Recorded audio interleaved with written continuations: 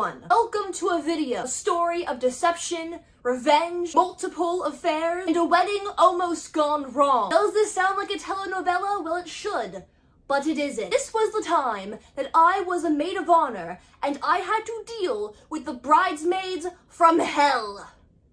Heck.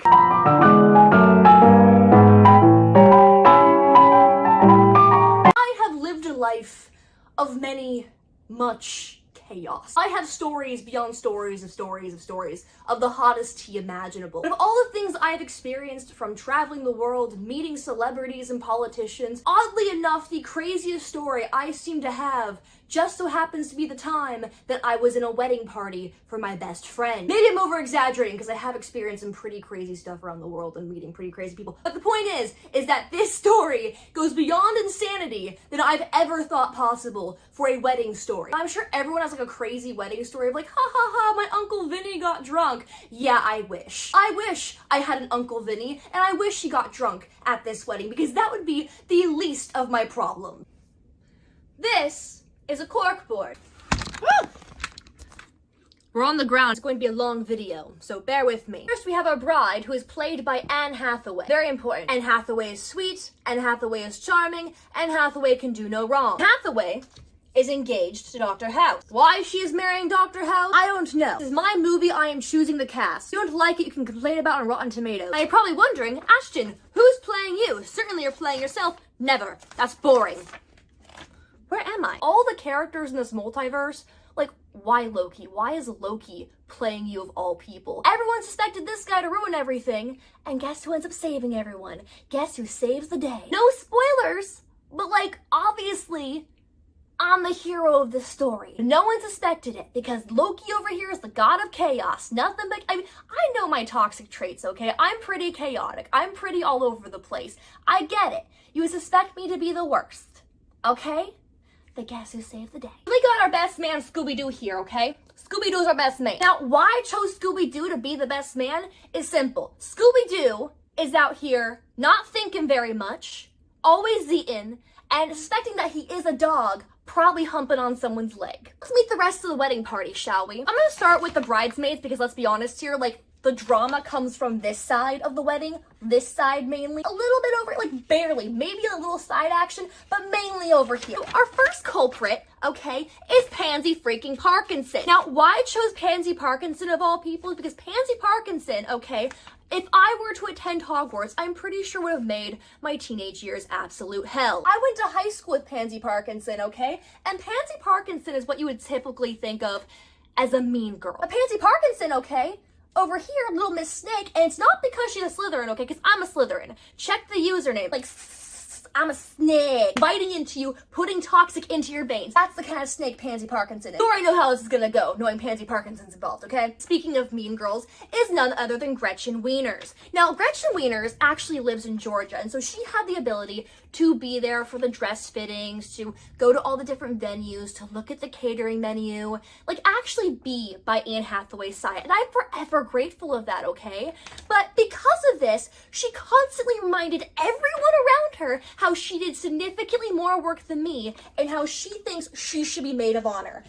Gretchen Wieners does not shut up. Gretchen Wieners wants attention 24/7. Gretchen Wieners needs to back off. I thought Gretchen Wieners and Pansy Parkinson was enough for the drama.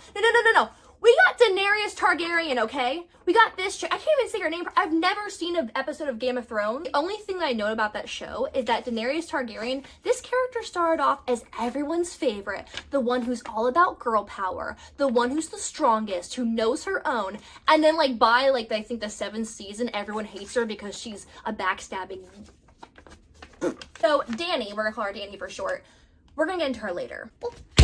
Next bridesmaid is a bit of a duo, actually. So Bella Swan is a bridesmaid, okay? But she's got this boyfriend over here who's a bit of a life-sucking vampire and everyone can't stand him. Bella's in a better place now. Edward's no longer in the picture, but for the sake of continuity, this takes place in 2019. It's a historically accurate film. Our last bridesmaid is actually Barb from Stranger Things. You know, she's not really there. She's not really noticeable. She's very quiet.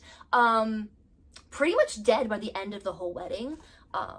Not actually, she's very much alive. The thing is, Barb gave me the least drama. She was pretty chill the entire time, just trying to survive and not get eaten by a demigorgon, so we're gonna put Barb here since she is also a bridesmaid. I'd also mention that Danny has a boyfriend. Her boyfriend's played by Patrick Starr, for the simple fact that, like, Danny's not actually really into him. He's kind of just there and looking stupid the entire time. No offense. The most significant groomsman I would say in this entire story is Gomez Addams. Now, Gomez Addams, just like Bella and Edward, he has a +1. Now, here's the difference between Bella and Edward and Gomez and Morticia. We love Gomez and Morticia. They belong together. It's the most healthy relationship you can think of. They're actually getting married tomorrow. And Gomez is a childhood best friend of Anne Hathaway.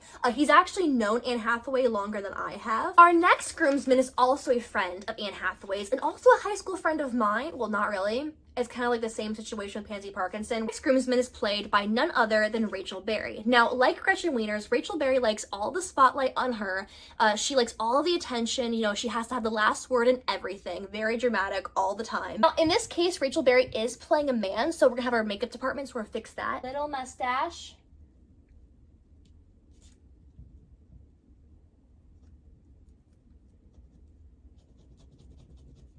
Our next groomsman isn't very much in the story, but he does come up sometime in. So we have Paul Blart, Mall Cop, just the bridal party. Like, I haven't even gotten to the story yet. Resage. This is ridiculous.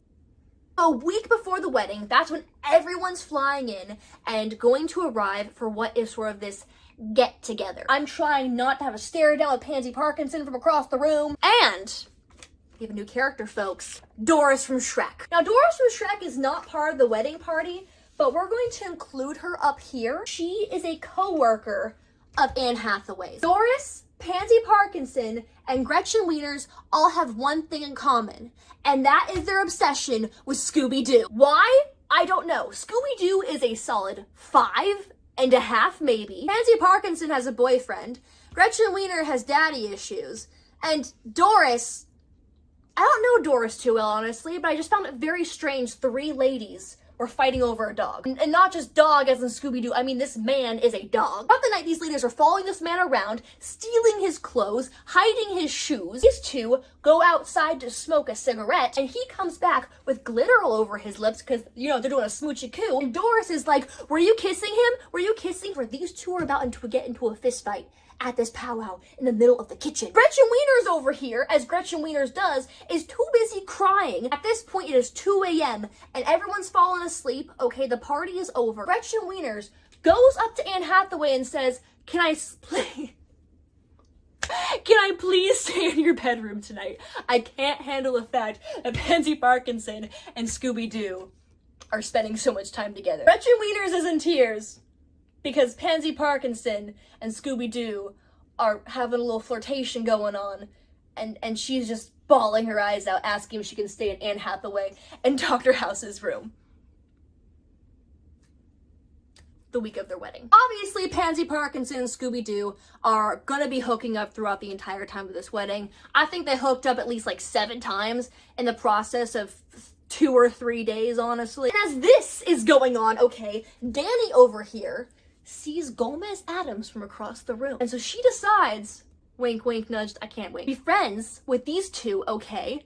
You know, try to get Morticia out of the picture. Patrick Starr is completely oblivious. And then on top of that, we got poor Bella down here dealing with this maniac. Fast forward, we find out that not only is Scooby-Doo having, you know, this whole triad, he then tells the groom and bride that he is bringing a blind date. Blind date played by Ramona Flowers. Well, I don't want Morticia Addams covered. No, we respect Morticia Addams way too much. Oh, so Scooby-Doo, bringing blind date, played by Ramona Flowers, has these 3 women obsessing over him. In the meantime, he is hooking up with Pansy Parkinson. Gretchen Wieners is crying over Scooby-Doo. Doris, angry about Scooby-Doo. You got Danny over here, having a flirtationship with Gomez, but Gomez is just too nice to even realize that it's a flirtationship. He thinks she's just super friendly. Morticia doesn't even realize that it's a flirtationship. She thinks Danny is just being super friendly. And meanwhile, Patrick Starr over here is just being Patrick, has no idea any of this at all. The only person who is aware of their treachery is Danny. And speaking of treachery, not only is Danny a swinger, she has the ultimate plot against yours truly. Dun dun dun! And not just to hook up with Gomez Adams, but to take my spot as maid of honor. Dany Targaryen wants my place of maid of honor, but she's also wanting Gomez, who is taken by Morticia. Meanwhile, she has a boyfriend, Patrick Star. Gretchen Wieners also wants my place of maid of honor, and she is busy crying over Scooby-Doo having coitus with Pansy Parkinson, who has a boyfriend back in California, and he has a date, Ramona Flowers. Doris also wants to have coitus with Scooby-Doo, but she can't, and she's just angry about it in the corner. Meanwhile, neither Gomez or Morticia, or even Dany's boyfriend, Patrick Star, know of her sinful plot. That's what you missed on Glee. Oh, and Rachel Berry is moody the entire time. In case you didn't think that was enough drama to add on the board, we haven't even gotten to the plot yet. This is just the setup. Anne Hathaway has two grandmothers. Now, obviously one grandmother is Julie Andrews. Julie Andrews can do no wrong. Anyone who dislikes Julie Andrews, I will personally fight. Her second grandmother, however, is terrifying and is represented by Yaba Baba from Spirited Away. We are terrified of this one. She scares me. I thought my job was hard as maid of honor dealing with all this. We've got Mr. Bean, who is the wedding planner. Arrived the day before the wedding at this venue where the wedding is going to take place. It's at a resort. We're going to have a fun time. So I thought. We get to the wedding rehearsal goes well, but then I make a fatal mistake. Hero's journey is never complete without having to fight some sort of battle. I address to Anne Hathaway that I fear something is going on within this mess. And Anne Hathaway, who is too stressed with the wedding, with dresses and forks and other wedding stuff I'm not sure of quite yet, she gets so mad at me because she's like, I don't want to deal with this, Loki. I have forks to think about. Go to your hotel room. My hotel room I was originally supposed to spend with Dany, because Dany at the time we suspected was less drama of all the bridesmaids. However, my room ended up getting switched because Dany insisted on rooming with Gomez and Morticia. Who did I get stuck with? Pansy freaking Parkinson! At this point, Dany has not actually done anything wrong, but you know when you sort of talk to someone and interact with someone, you sort of get, I don't know, feelies. And that feely addressed even more when I find out Dany has been talking to everyone in the wedding party. Okay, everyone in the wedding party about me and why someone should read my maid of honor speech. Please are in high mode at this point. Why does someone need to read my maid of honor speech? Why do you care? And her reason was this. She was afraid that I was going to say that Epstein didn't unalive himself in my wedding speech. What? By the way, my speech is handwritten. I didn't have a copy of it. I didn't have it on a computer. I wanted it to be heartfelt, so I wrote it by hand. Dany knew this, and she wanted to look over it. I just knew something was up. I knew something was strange, and I can't tell Anne Hathaway about this because she is stressed out about forks. My anxiety is through the roof, but I can't afford to get anxious at this point. My friendship with Anne Hathaway is very important to me, and like all animes, this will end with the power of friendship prevailing. So the day before the wedding, these two are still hooking up. Meanwhile, he has his date, Ramona Flowers, coming the next day. Of course, I am talking to Gretchen Wieners, having to listen to every single stupid, jealous comment she makes about Pansy Parkinson, and I have to play it off like it's no big deal, no matter how much I hate Pansy Parkinson. I have to be professional. The only reason these two didn't get in a fist fight that night was because I decided to use the power of friendship to protect Anne Hathaway's wedding. You're welcome, Anne Hathaway, because these two fighting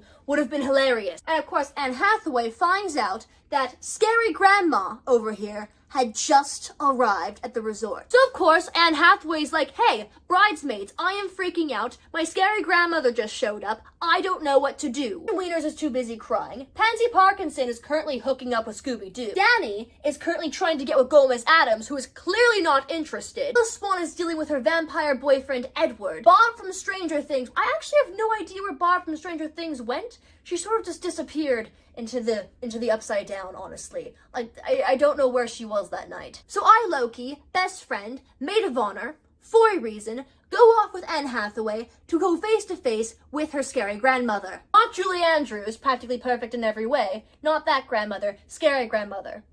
Distinction. So despite Anne Hathaway being very upset with me earlier because of forks or whatever wedding thingamabob was going on, I was forgiven because I'm the best, of course. And so I suggested that we all get Waffle House, because why wouldn't you want Waffle House the day before your, why not? Also, I really wanted to celebrate me being right. We all go get Waffle House. It's a fun, grand time. Not really, because no one was talking the entire time. It was very awkward, actually. Danny over here trying to avoid the fact that she's trying to have a political coup against me. And I say, okay, let's go back to the cabin and have a sleepover the day before Anne Hathaway's wedding. Pansy Parkinson says she's tired, which is a lie because she ends up hooking up with Scooby-Doo again. Danny says she's tired, which is also a lie. Gretchen claims she's feeling ill, which is kind of true because she's too busy crying over these two. Now I don't think Bella actually was there. She might have been still dealing with her boyfriend at the time. Barb says she was tired, which I actually think she might have been really tired, so she went back to her hotel room as well. And so then, sure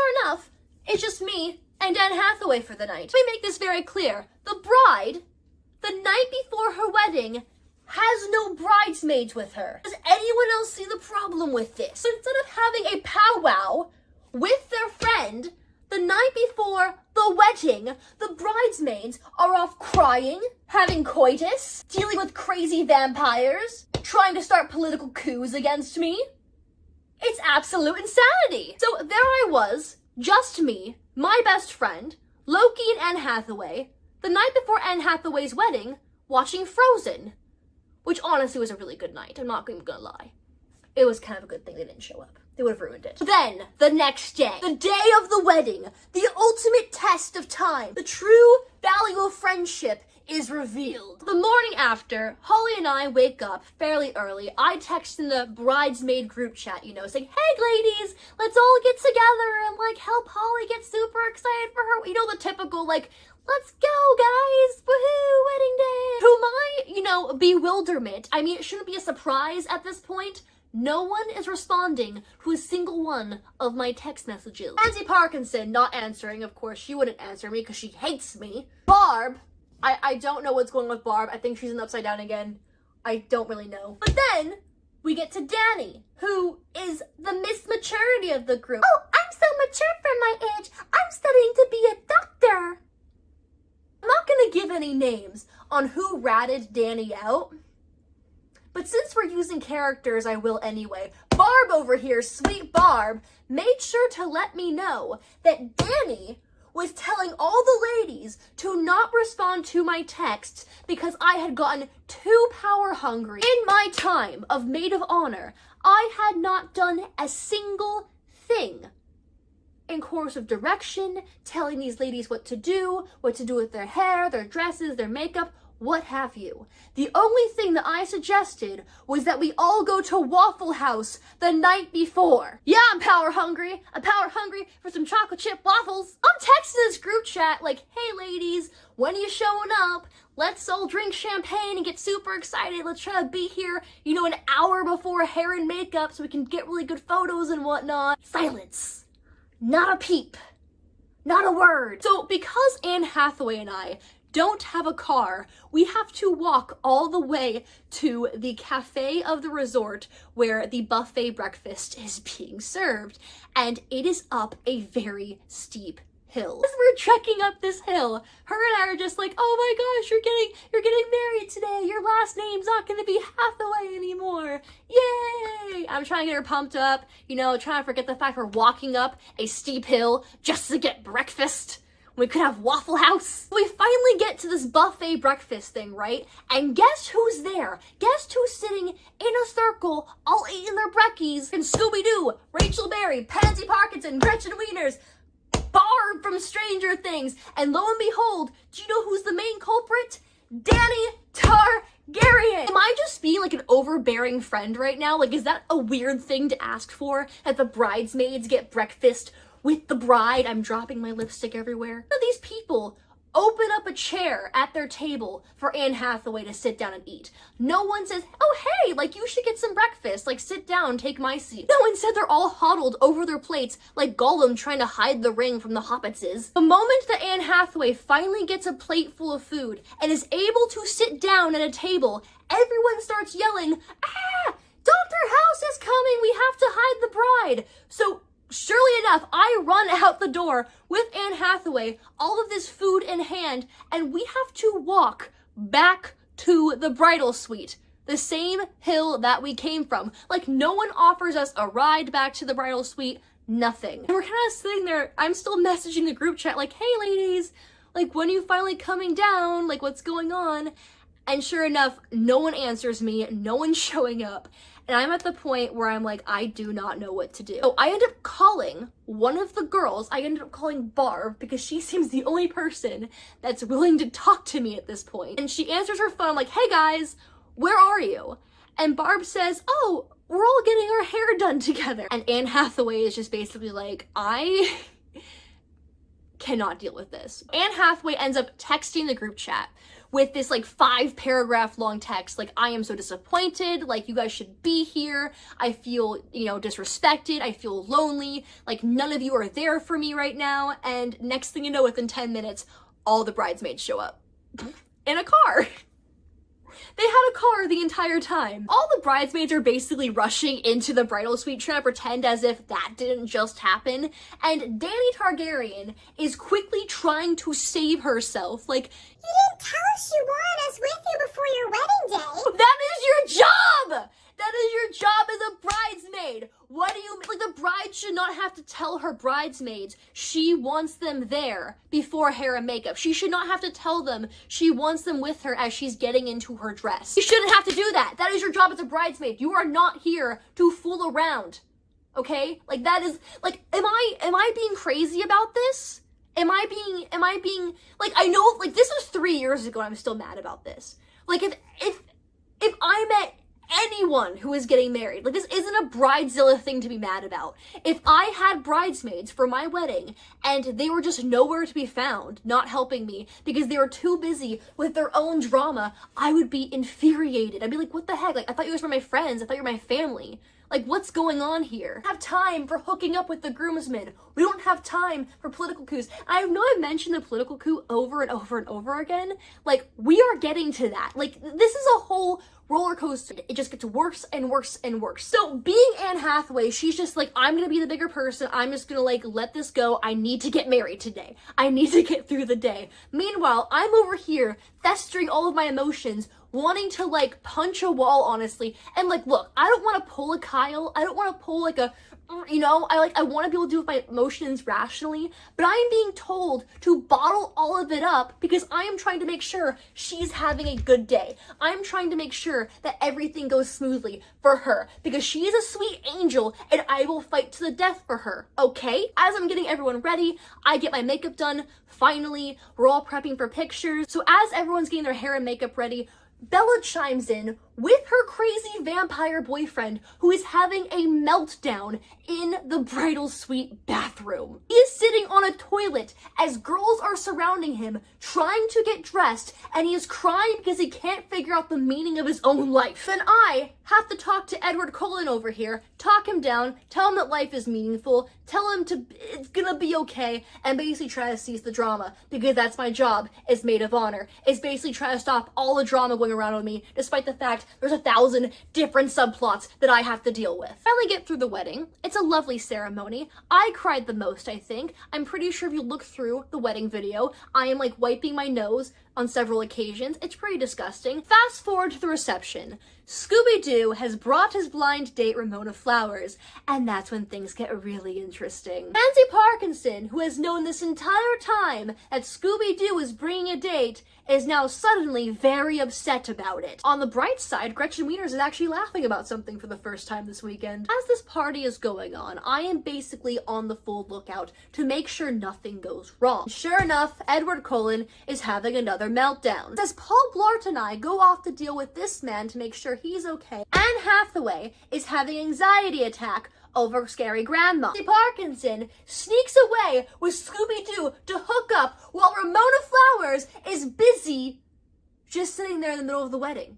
Like, she's just left there to surrounded by people she doesn't know. The best part of this is that Ramona Flowers, as she is hanging out with Scooby-Doo's mother at the wedding, and he goes and sneaks off somewhere with Pansy Parkinson, Ramona Flowers still suspects nothing. They were gone for, like, I think 45 minutes of the reception and she just didn't notice? After I'm done dealing with these two, I go off to dance with Anne Hathaway the entire night. It's wonderful, it's beautiful. I have no idea these two are hooking up. I have no idea what I am in for the rest of the night, because all the drama that I thought I was over and done with is about to increase tenfold. So after the wedding, there is an after party. We get out our formal clothes, we put on some sweatpants, some jeans, we get a little comfy. I'm giving Anne Hathaway some Pedialyte because I know she's gonna need it in the morning. That's when someone comes into the guest cabin and says, Ashton, we need you at the bridal cabin immediately. Remember when I mentioned I was no longer Danny's roommate and was now Pansy Parkinson's roommate,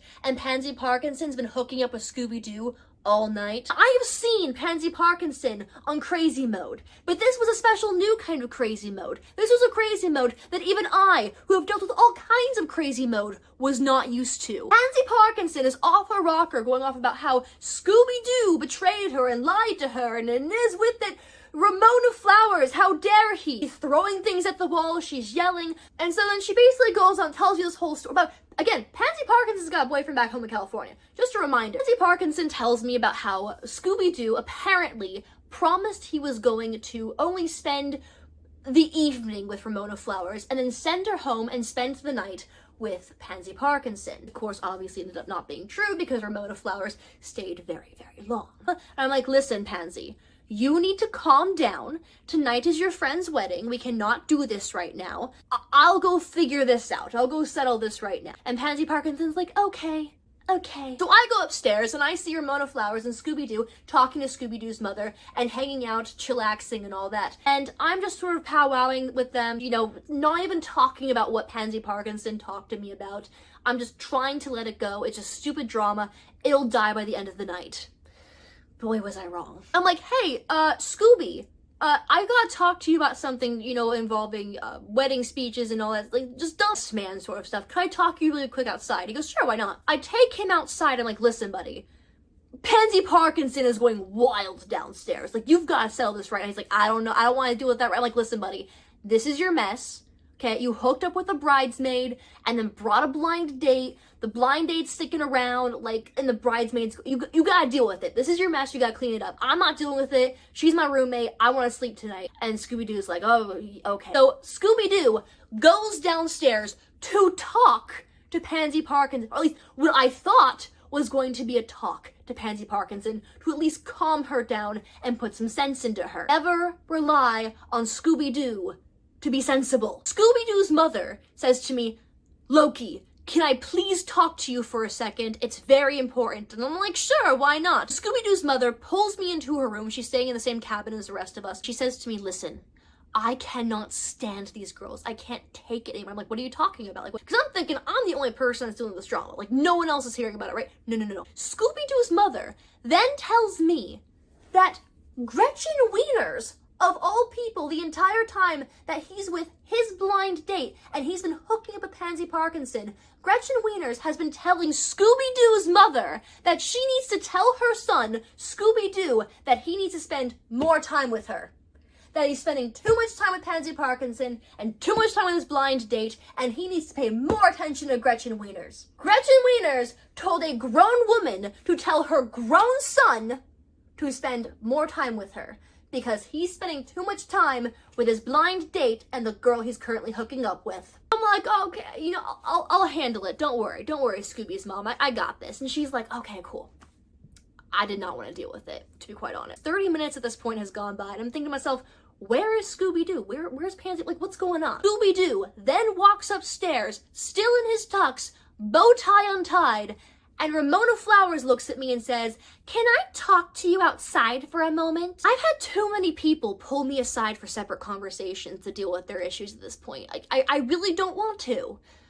But for the sake of Anne Hathaway and the power of friendship, I will. So we go outside. And Ramona Flowers, this chick, she looks me dead in the eye and says, what's going on between you and Scooby-Doo? Girl, it ain't me. These are not the droids you were looking for. Your man, Scooby-Doo, is hooking up with Pansy Parkinson, making Gretchen Wieners cry. Then you've got Doris over here still fawning after him, and you want to yell at me? I'm like one of the few bridesmaids that doesn't want your man. Like, I'm pretty sure your man was just down there with Pansy Parkinson while I was getting a talk to from his mother about this one. I'm at the point where I'm not dealing with this anymore. I go downstairs to talk to Pansy about what just happened, and Pansy tells me, oh yeah, he's getting rid of her at the end of the night. No, he's not! She's not going anywhere! And Pansy Parkinson tells me, well, I just gave Scooby-Doo. He just gave me a lollipop. That's basically what she told me to keep it YouTube friendly. I'm just thinking, you stupid female dog. What is wrong with you? So I'm like, you know what? I'm not dealing with this. I'm done. I'm coming back here in a few hours and I will be sleeping. I'm gonna go check on my best friend Anne Hathaway. You figure this out yourself. So I leave the bridal party suite. I'm just done. I'm looking for Anne Hathaway. So I'm looking everywhere for Anne Hathaway, right? I'm looking in different rooms, I'm looking in different cabins. I finally come across her with none other than Daenerys Targaryen. Dany sees me right away and grabs Anne Hathaway and starts pulling her in different directions to different rooms, I'm just like running everywhere looking for them, right? It's like The Shining where I'm like opening up different doors of a hotel and there's different monsters behind each door. I finally get to a room where I'm like, hi, I'm the maid of honor. I'm looking for the bride. And I guess this is like Dr. House's cousin and she's like, oh yeah, she's in here, come get her. And I'm like, thank you. And I rush right in, she's in the bathroom, and sure enough, Dany Targaryen's like, go find Dr. House. And I'm like, no, you go find Dr. House. I'm the maid of honor. I'm the best friend. I'm gonna hold her hair when she throws up. And I did. So I clean up Anne Hathaway's makeup. I help prepare her for bed. I get some food in her stomach. She's all cozied up in her bridal suite with her new husband, Dr. House. It's a happy ending for her. But the night's not over yet. Okay? It's not over yet. I still have to suffer a little bit more. Unfortunately. It wasn't until 2 days later I actually found out from Dr. House himself that Dany Targaryen was actually going around to every single person in the bridal party and even relatives of the bridal party and Dr. House's relatives and Anne Hathaway's relatives saying that I shouldn't be the maid of honor. Saying that we had to have a vote, saying that I should be casted out, saying that she would gladly take my place. So Dany Targaryen was trying to get Rachel Berry involved, was trying to get Scooby-Doo involved, was trying to get Dr. House involved, Julie Andrews involved. Basically everyone except Anne Hathaway knew about this plot to replace me, which Anne Hathaway, when she discovered this, happily replied with, "This is not democracy. This is a dictatorship." While Dany Targaryen has been defeated, while I am no longer dealing with a crazy vampire boyfriend, and Gretchen Wieners is somewhere locked up in a room crying to someone else, I still have to deal with Pansy Parkinson, which is basically my life story at this point. I get back to my suite, and there she is, pacing back and forth, plotting as evil villains do. If you thought the story was done, if you thought it couldn't get any worse, Pansy Parkinson spent the past hour and a half and came up with the idea of calling the cops on Scooby. I told Pansy Parkinson, do not do this. This is a horrible idea. Do not call the police on the night of your friend's wedding. But will you talk to him for me? And I'm thinking to myself, what is with everybody trying to make me talk for them or talk to them or talk about their problems with them? I don't want to do it anymore. I just want to go to bed. Please? Fine. I asked Scooby-Doo, can I please talk to you outside? Just for a moment. And Scooby-Doo says, no. And I say, don't worry, I'm only going to pretend to yell at you. Talking. I'm asking how he's doing. I'm asking how the date is going. I go back downstairs and I tell Pansy Parkinson, yeah, I really talked to him good for ya. I really told him off for ya. And she tells me, well, I already called the cops. I, supposedly the god of mischief, I, the one everyone said was going to cause havoc at the wedding, look into the eyes of Pansy Parkinson and I say, why? Pansy Parkinson then told me that she told the cops that she suspected there were strange people in the hotel room they didn't pay for, that she didn't recognize them, and that she suspected that they were doing something that rhymes with hug. Then I'm sitting there freaking out of my mind, wondering what's going to happen. Am I going to have to deal with the police? Am I going to have to talk to the police? I don't want to talk to the police. I just want to go to bed. So sure enough, the police show up, and of course, I'm the one who has to deal with it. So I go upstairs, dragging Pansy Parkinson behind me, of course. And who is there but the police and the wedding planner, Mr. Bean. Also, I should note the wedding planner is also the manager of the resort. So if you're wondering why the wedding planner is there at like 3 a.m., that's why. He basically lives there and runs the whole place. Poor Mr. Bean is in his pajamas, like, what is going on? Why are the police here? Who died? Then of course I look over at Pansy Parkinson and I'm like, I don't know, Pansy. Who would ever call the police? Now there are two things Pansy Parkinson could have done in the situation. One, she could have owned up to it and confessed what she had done. Or two, basically said, like, you know, I don't know. Those are two options. Either tell the truth or just say, I don't know, which is still bad. The second option is still bad, but it doesn't compare to what she decided to do instead. Pansy Parkinson develops this fake Southern accent and then pretends as if she is not the person who called. I don't know who called, but there are some strange people downstairs. I'm not really sure who they are. To be honest, I think you should go check. 1. These people are from the South. They know what an accent is fake. 2.